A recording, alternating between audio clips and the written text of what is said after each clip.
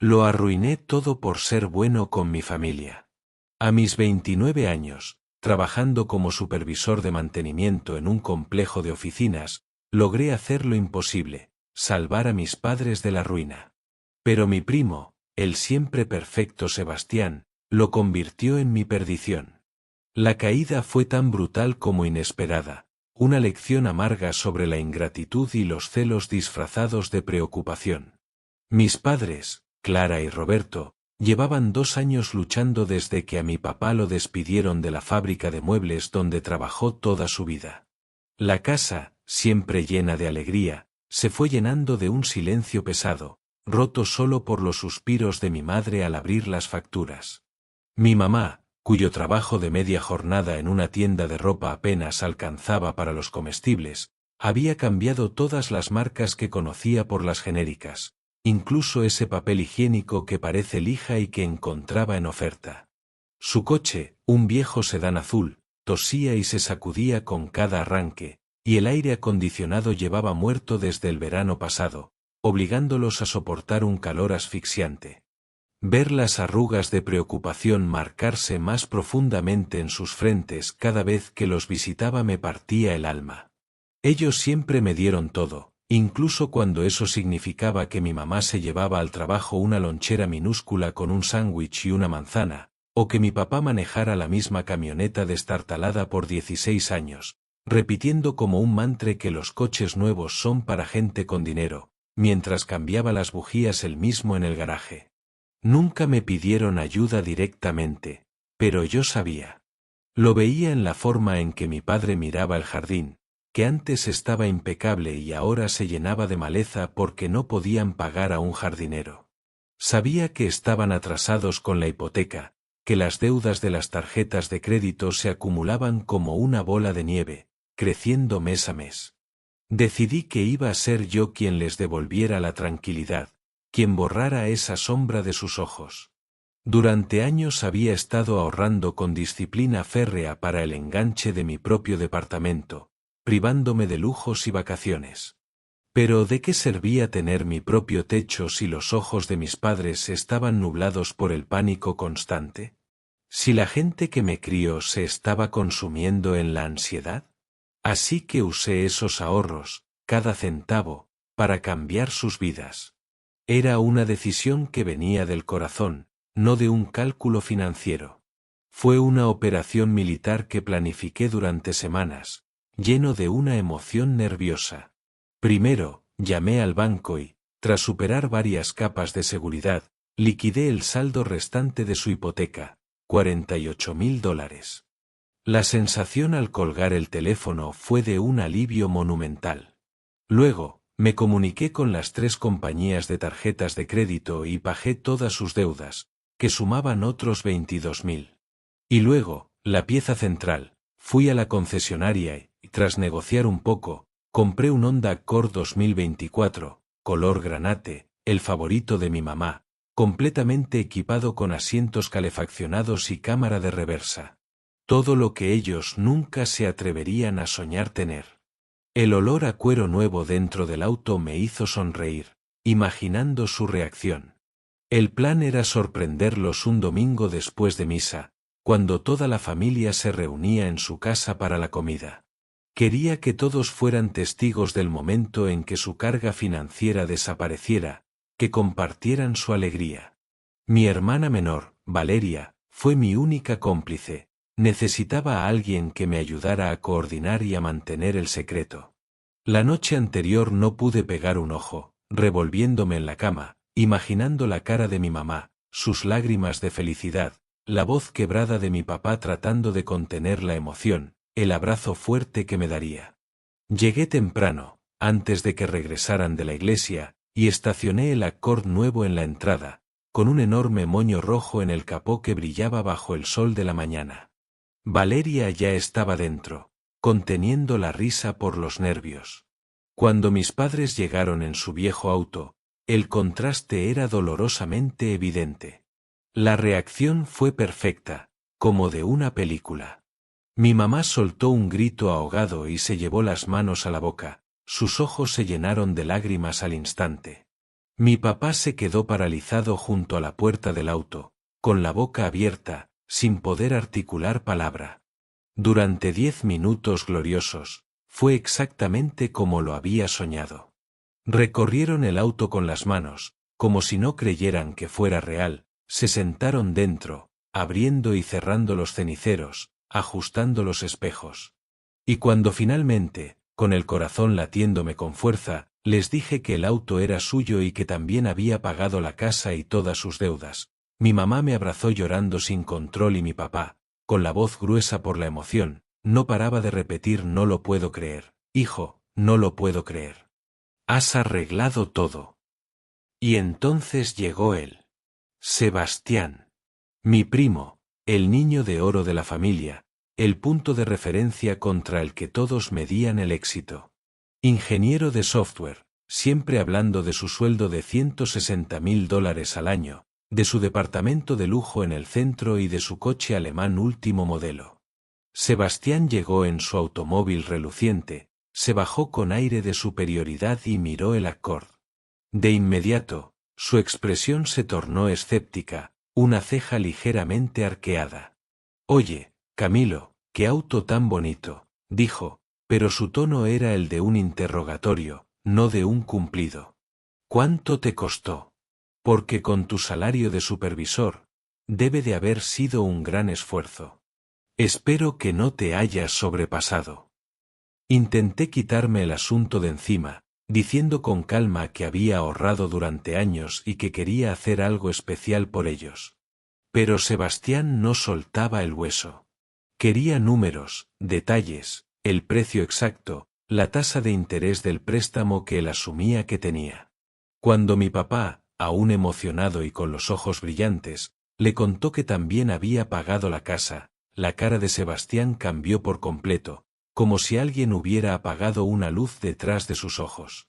Es que no tiene sentido financiero, primo, declaró con autoridad, como si fuera un gurú de las finanzas y no solo un tipo celoso. Te debes de haber endeudado hasta las cejas. ¿Pensaste en las implicaciones fiscales de un regalo de esta magnitud? ¿Consultaste con un asesor? Alguien con tu perfil laboral, quizá no fue la decisión más inteligente. Deberías haber invertido ese dinero. Sentí que me ardía la cara. Un calor de indignación me subió por el cuello.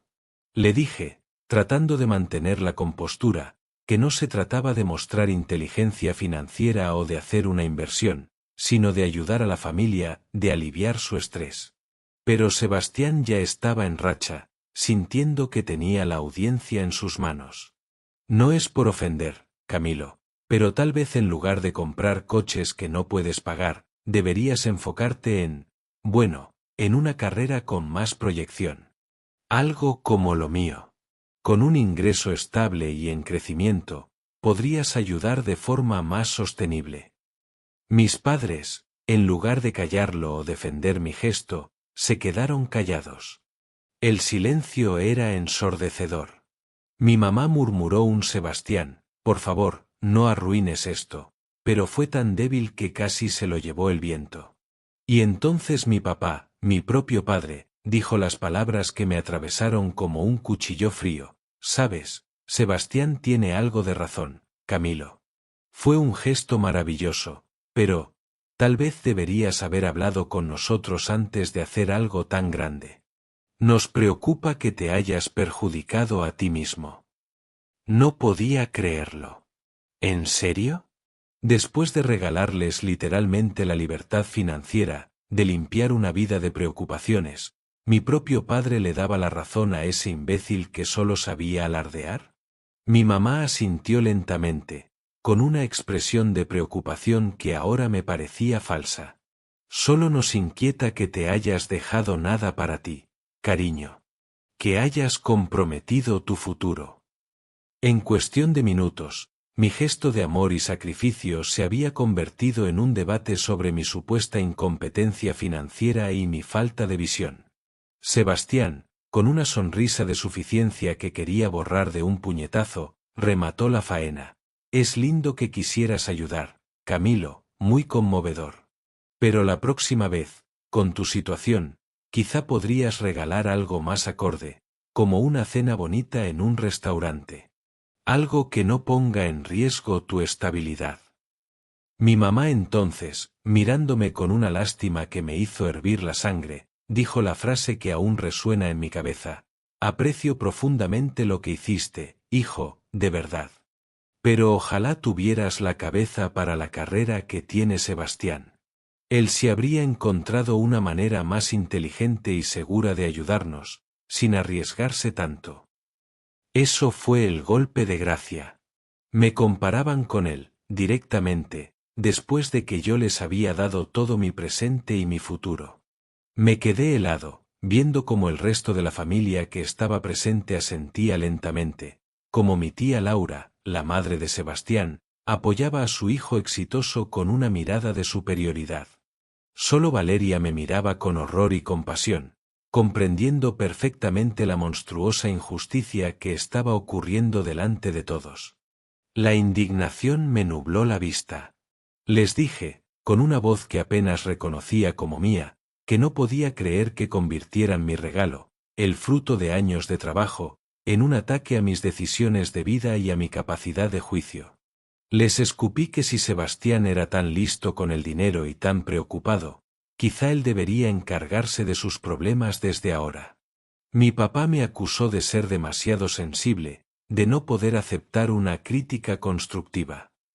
Ya no podía soportarlo. Salí de esa casa con el corazón hecho trizas, la garganta cerrada y una furia tan blanca que tuve que detenerme a cuadras de allí, en un estacionamiento vacío, porque me temblaban las manos demasiado para seguir manejando. Pasaron días y mi rabia no hacía más que crecer, alimentada por cada recuerdo de sus palabras, por la imagen de la sonrisa de Sebastián. La ingratitud era un veneno que corría por mis venas. Me di cuenta de que Sebastián había planeado esto meticulosamente, había visto su oportunidad de rebajarme, de reafirmar su posición superior, y la tomó sin piedad. Y lo peor era que mis padres le dieron su aprobación tácita. Decidí que no lo permitiría. No iba a permitir que mi dinero, el sudor de mi frente, pagara una casa y un coche para personas que, en el fondo, creían que su sobrino era mejor, más inteligente y más valioso que su propio hijo. No merecían mi sacrificio. Tomé el teléfono con determinación. Llamé a la concesionaria.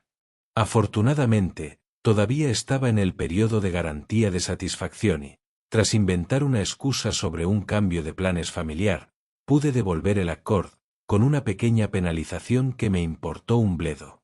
Luego, con la ayuda de mi banco, inicié el complicado proceso de revertir los pagos de la hipoteca y las tarjetas de crédito. Fue un infierno de papeleo, llamadas y tarifas adicionales, pero para el viernes siguiente, todo estaba revertido. El dinero volvía a estar en mi cuenta, manchado por la desilusión, y las deudas, con todos sus intereses, volvían a sus espaldas como un manto pesado. Fui a su casa sin avisar, con el estómago en un nudo. Se lo dije todo con una calma que me sorprendió a mí mismo. Les expliqué, punto por punto, que su falta de gratitud y su respaldo a las palabras venenosas de Sebastián tenían consecuencias. Que si él era tan generoso y preocupado, que les pidiera ayuda a él para salir del hoyo. Mi mamá rompió a llorar de inmediato, sollozando que no era para tanto. Mi papá se enfureció, me llamó infantil, vengativo y egoísta. Pero me mantuve firme como una roca.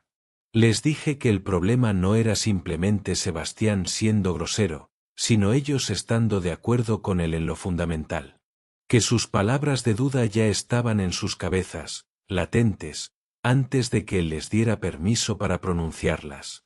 Al día siguiente, recogí el coche y lo devolví a la concesionaria. Mientras manejaba hacia allí, sintiendo el asiento de cuero que mi madre había acariciado con tanta alegría, sentí una mezcla agridulce de tristeza y liberación. Había perdido la ilusión que tenía de mi familia, la imagen de unos padres amorosos y agradecidos. Pero al menos ya no viviría engañado. Al menos mi dinero no financiaría su desprecio. Pensé que con eso sería el final, que cada uno seguiría su camino. Pero el drama familiar no hizo más que intensificarse, tomando giros que no pude anticipar. Sebastián, lejos de disculparse o avergonzarse, empezó una campaña de desprestigio a mis espaldas.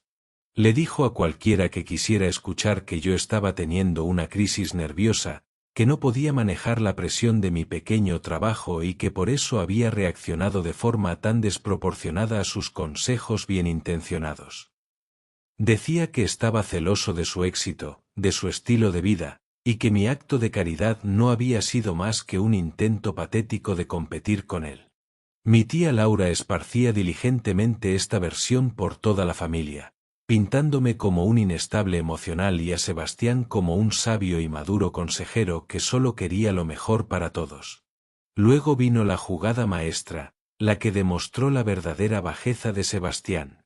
Mi mamá me llamó una noche, con la voz quebrada por los sollozos, contándome entre hipos que Sebastián les había hecho una oferta formal. Él pagaría todas sus deudas y les compraría un coche comparable al que yo había devuelto, pero bajo una condición insidiosa, que ellos me obligaran a disculparme con él públicamente en la próxima reunión familiar, admitiendo ante todos que había actuado movido por la envidia, que mi decisión había sido un error financiero y que su preocupación estaba justificada. Mi propia madre, desesperada, sopesó la idea en voz alta, sugiriéndome con voz temblorosa que una disculpa no costaba nada y que tal vez, si lo hacía, todos podrían volver a la normalidad y ellos podrían salir del pozo. La decepción fue tan profunda que me dejó sin aire. Le dije, con una frialdad que la hizo callar de golpe, que si aceptaban el trato de Sebastián, ella ya no tendría un hijo. Que estaba claro que preferían su dinero a mi dignidad y a nuestra relación. Mi papá, al día siguiente, intentó una negociación, una táctica diferente. Me llamó y, con voz de falso razonamiento, me pidió que, si no una disculpa completa, al menos reconociera que las preocupaciones de Sebastián por mi bienestar financiero eran válidas y comprensibles. La desconexión era total, absoluta. No entendían, o no querían entender, que el problema de fondo no era el dinero, sino el respeto, la lealtad y el reconocimiento de mi sacrificio. Fue mi hermana Valeria quien me dio un poco de consuelo en medio del caos. Ella entendía mi postura, apoyaba mi decisión y estaba tan indignada con Sebastián como yo. Pero también me confesó, con tristeza, su preocupación por una ruptura familiar permanente, por las cicatrices que esto dejaría en todos. Yo le dije, con el corazón pesado, que la ruptura ya estaba hecha en el momento en que ellos dudaron de mí. Y que era mejor saber la verdad sobre las prioridades de cada quien, por dura que fuera, que vivir en una mentira. Y entonces, como en un giro de guión de una telenovela, la verdad salió a la luz, de la manera más dramática y satisfactoria posible. La magnánima oferta de Sebastián se fue desvaneciendo en un mar de excusas cada vez más elaboradas. Primero estaba abrumado de trabajo. Luego tenía un proyecto crítico que no le permitía ocuparse de los trámites. Luego, simplemente, dejó de responder las llamadas y los mensajes de mis padres. Mi mamá, cada vez más desesperada al ver que su salvación prometida se esfumaba, empezó a llamarlo insistentemente, dejándole mensajes de voz suplicantes. Hasta que recibió una llamada que lo cambió todo, del casero de Sebastián. Resulta que mi primo, el exitoso ingeniero, llevaba 3 meses sin pagar el alquiler de su tan preciado loft en el centro y estaba a punto de ser desalojado. El casero, buscando localizarlo de cualquier manera, llamó a mis padres porque Sebastián los había puesto como referencia en su contrato. La farsa comenzó a derrumbarse como un castillo de naipes. Pronto, a través de otra prima, Luciana, que tenía más contacto con él, supimos la verdad completa y devastadora. Sebastián había sido despedido de su trabajo en la empresa de tecnología hacía 4 meses. Estaba viviendo de tarjetas de crédito hasta el tope y de las prestaciones por desempleo, completamente al borde de la ruina financiera. El coche alemán, del que tanto alardeaba, estaba a punto de ser embargado por falta de pago. Toda su imagen de éxito y prosperidad era una mentira cuidadosamente construida para mantener su frágil ego. Su ataque hacia mí, su sermón sobre mis finanzas, no fue más que una proyección miserable de su propia incompetencia, su desesperación y su envidia corrosiva. Al verme a mí, un simple supervisor de mantenimiento, siendo capaz de hacer un gesto de tal magnitud, un acto de genuina generosidad que él jamás podría emular, no pudo soportarlo. Tuvo que destruir mi momento, tenía que reafirmar, aunque fuera con mentiras, su supuesta superioridad. Mis padres, al enterarse de la verdad, cayeron en la cuenta de su error monumental, de la profundidad de su ingratitud. Mi mamá me llamó, con la voz destrozada por el llanto y la vergüenza, suplicando perdón, diciendo que Sebastián los había manipulado, que se sentían terribles y que ahora entendían todo. Admitió, entre sollozos, que habían elegido la promesa vacía y arrogante de Sebastián sobre la ayuda concreta, tangible y amorosa de su propio hijo. Pero para mí, era demasiado tarde. El daño estaba hecho en un nivel demasiado profundo. Les dije, con una serenidad que nació del agotamiento total, que Sebastián no los había manipulado para que dudaran de mí o me compararan con él. Esas semillas de duda y de jerarquía familiar ya estaban plantadas en sus mentes desde hacía años. Él solo les dio el agua y la luz para que brotaran. Les dije que habían mostrado sus verdaderas prioridades en el momento de la verdad, y que esas no iban a cambiar mágicamente solo porque Sebastián resultara ser un fraude patético. El problema no era él. El problema era la mirada que ellos tenían sobre mí. Me negué rotundamente a ayudarles de nuevo. El dinero, con sus cicatrices, volvió a mi cuenta de ahorros, ahora destinado únicamente a mi futuro, a mi propio departamento, a mi vida. Ellos se quedaron con sus deudas rejuvenecidas, su coche viejo y ruidoso, y el conocimiento amargo de que su hijo, el que ellos subestimaron, ya no confiaba en ellos y los veía con otros ojos. Sebastián desapareció de la circulación familiar, consumido por la vergüenza y los problemas reales que ahora enfrentaba. La familia se dividió en bandos, en susurros y reuniones incómodas, pero yo, por primera vez en mucho tiempo, me sentí en paz. Había intentado ser el héroe, me convertí en el villano para ellos, y al final, me convertí en mi propio salvador. A veces, la familia no es la que te cría, sino la que te respeta.